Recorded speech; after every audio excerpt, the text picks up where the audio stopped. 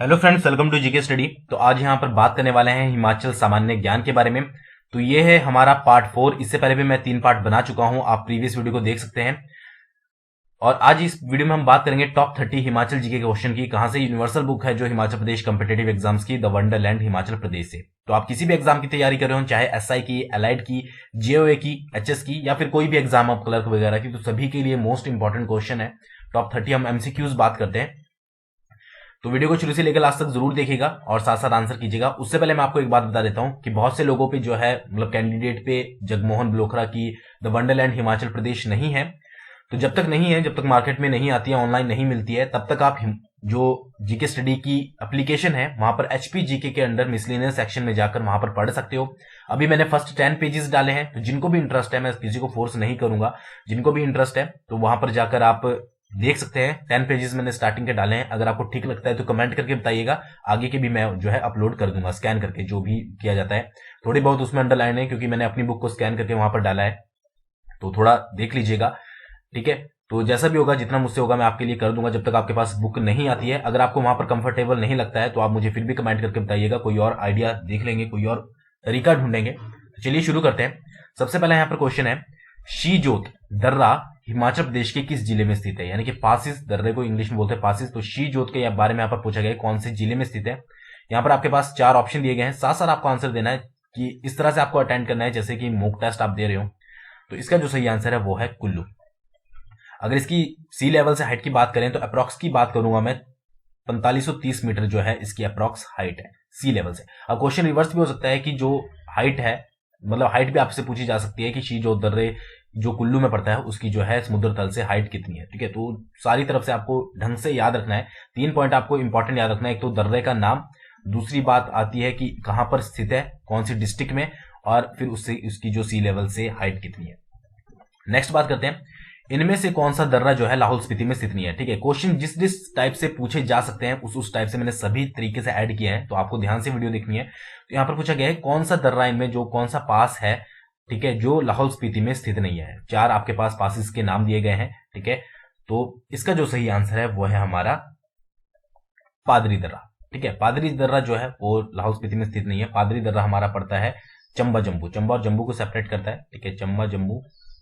इसकी अगर हाइट की बात करें तो 3050 मीटर अप्रॉक्स इसकी हाइट है, ठीक है। शिपकिला, रांझा और कुंजुम दर्रा जो पड़ते हैं हमारे, वो पड़ते हैं लाहौल स्पीति में, ठीक है। शिपकिला की अगर बात करें तो शिपकिला की हाइट जो है वो है 4500 मीटर अप्रॉक्स, ठीक है।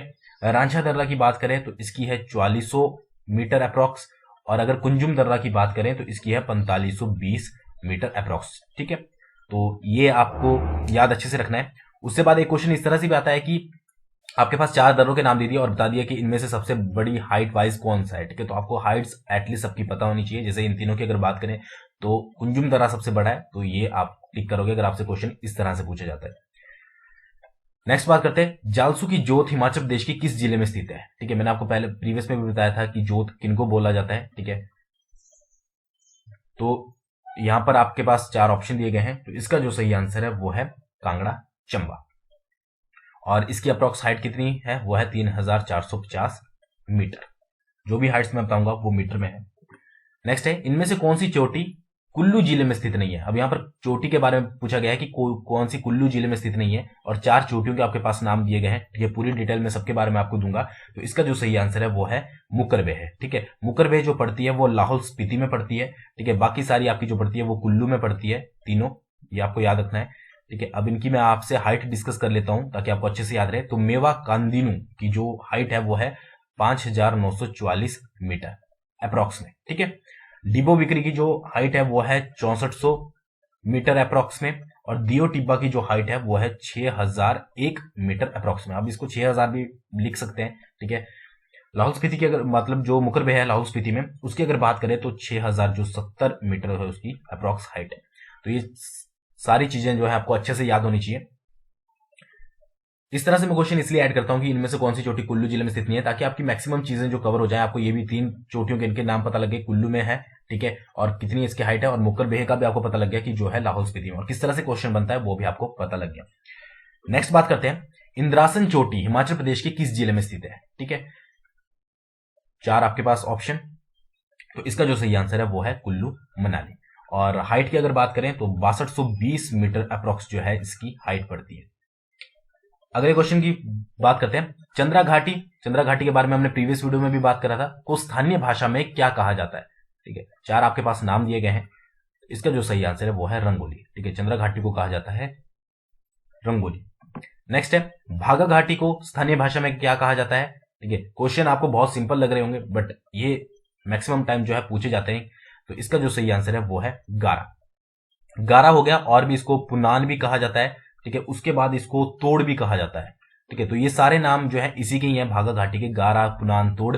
अगर बात करें तोड़ की, ठीक है, तो दर्चा से केलांग, एक जगह दर्चा, दर्चा से अगर केलांग तक जो है इसको तोड़ के नाम से जाना जाता है भागा घाटी को। उससे बाद जो है इसको गारा और पुनान, सेम दोनों नाम ही है, एक ही है, गारा या पुनान, इसके बाद नाम से जाना जाता है।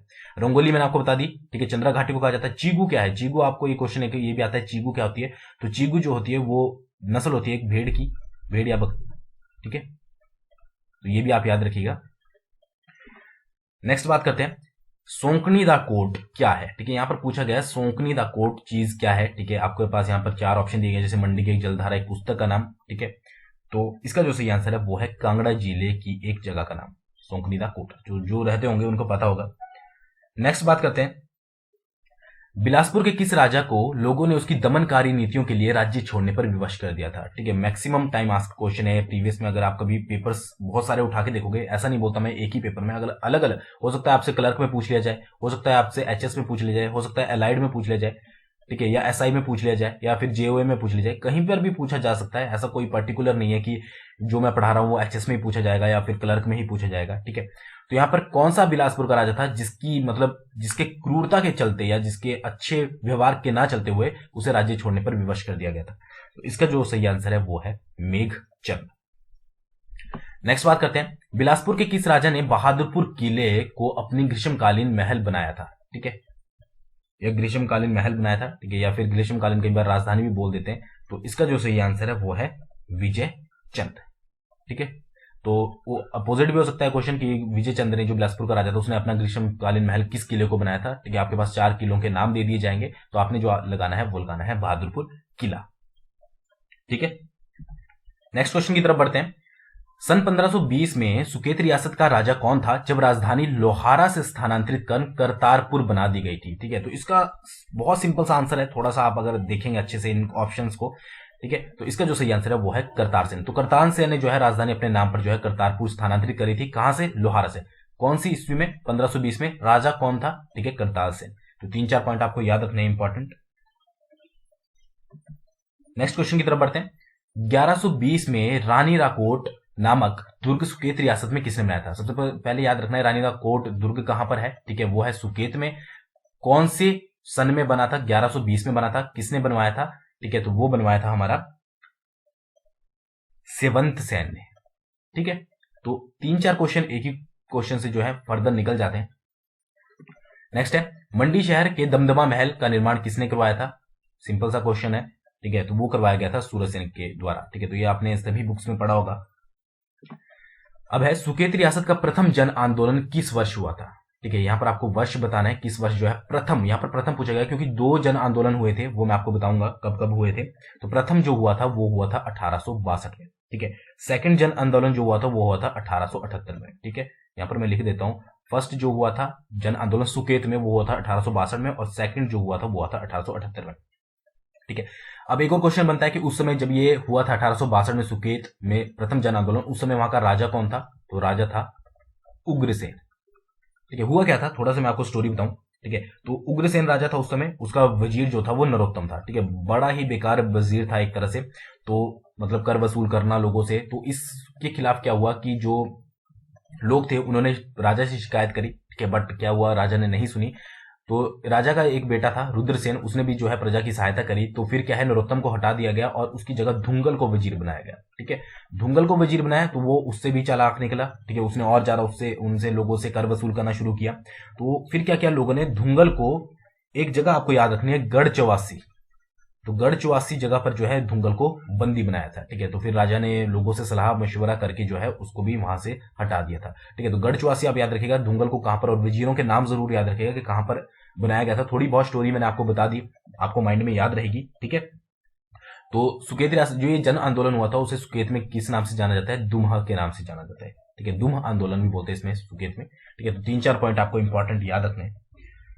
नेक्स्ट है, चंबा में किसान आंदोलन किस वर्ष हुआ था? ठीक है, तो चंबा में जो किसान आंदोलन हुआ था वो हुआ था 1895 में, ठीक है। 2 चीजें और पूछी जाती हैं, राजा कौन था? उस समय राजा था श्याम सिंह, और आपका वजीर जो था, ठीक है, वो था गोविंद राम, ठीक है। मैक्सिमम जो आंदोलन होते थे वो वजीरों के कारण होते थे, क्योंकि वही जो थे वो लोगों से कर वगैरह ज्यादा वसूल करते थे। तो वजीर के नाम आपको जरूर याद रखना है, और राजा का भी साथ में।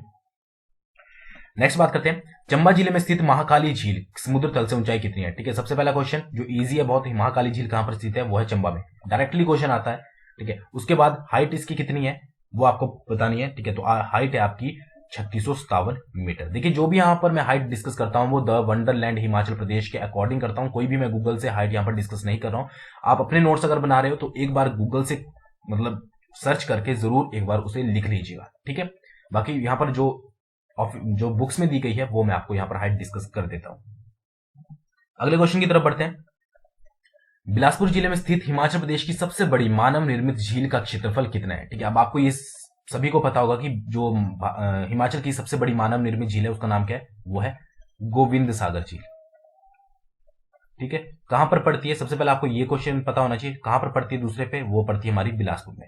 अब यहां पर क्वेश्चन पूछा गया उसका क्षेत्रफल कितना है, तो उसका क्षेत्रफल जो है वो है 168 वर्ग किलोमीटर, इंग्लिश में बोले तो किलोमीटर स्क्वायर, ठीक है। और अगर उसकी लेंथ पूछी जाए तो 88 किलोमीटर जो है उसकी लेंथ है, ये आपको बना है, ठीक है। तो कौन सी नदी पर मतलब जो ये झील बनी है कौन सी नदी के कारण बनी है? वो बनी है सतलुज नदी के कारण। सतलुज नदी पर जो भाखड़ा नगर डैम बनाया गया है उसके कारण जो है इस झील का निर्माण हुआ है, ठीक है। इसको गोविंद सागर का नाम ही क्यों दिया गया? अगर आप को ये वैसे क्वेश्चन एग्जाम में नहीं पूछा जाता, बट आपको पता होना चाहिए कि गोविंद सागर झील का नाम ही से क्यों दिया गया। तो क्या हुआ था, जब गोविंद सिंह ने औरंगजेब के खिलाफ जो है गोरिल्ला युद्ध लड़ा था, तो उसकी शुरुआत जो थी उसी झील के किनारे बसे जंगलों से की थी। तो इसीलिए इस झील को जो नाम दिया गया है वो गोविंद सागर झील दिया गया है, ठीक है। तो ये सिर्फ एक्स्ट्रा इन्फॉर्मेशन के लिए, बाकी ये जो इंपॉर्टेंट पॉइंट है वो आपको याद रखना है कि कितनी लेंथ है, कितना क्षेत्रफल है, ठीक है, कहां पर पड़ती है, क्या नाम है, ठीक है, कौन सी नदी के ऊपर, कौन से डैम के बनाने के कारण जो है ये झील की फॉर्मेशन हुई है।